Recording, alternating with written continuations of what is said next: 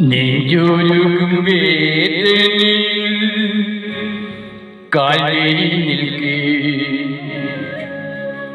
കണ്ണുനീരിൻ കവിതകളാൽ കരൾ പിളർത്തി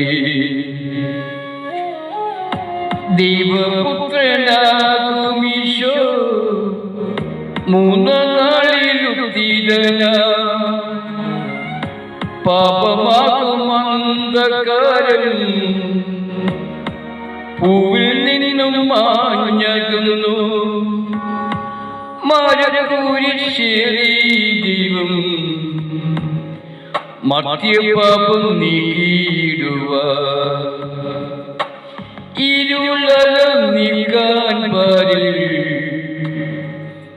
കാതിരവനവൻ വന്നു.